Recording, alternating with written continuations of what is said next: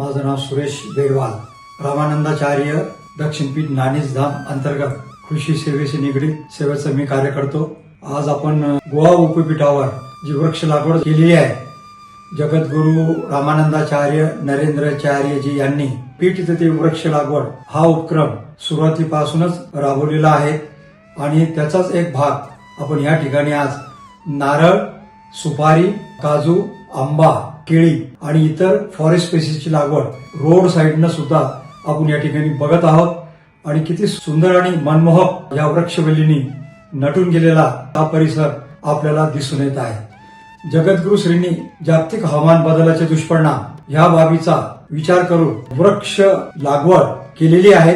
कारण आपण आज बघतोय की बेसुमार वृक्षतोड, वाढते शहरीकरण, वाढते औद्योगिकरण, रोडवरील वाढत्या वाहनांचे प्रदूषण यामुळे कार्बन डायऑक्साईडचं प्रमाण वातावरणात फार मोठ्या प्रमाणात वाढलेलं आहे आणि ते कमी करण्यासाठी वृक्ष लागवड करणं ही काळाची गरज आहे। जगद्गुरु श्रींनी सर्वच पीठावर हा उपक्रम मोठ्या प्रमाणात राबवलेला आहे।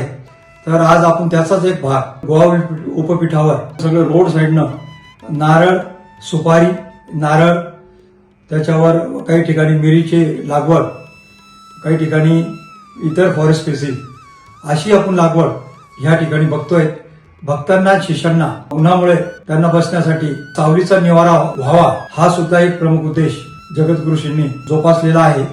अशा रीतीने ह्या गोवा पीठावर आपण सर्व वृक्ष लागवड मोठ्या प्रमाणात आपण बघू शकतो।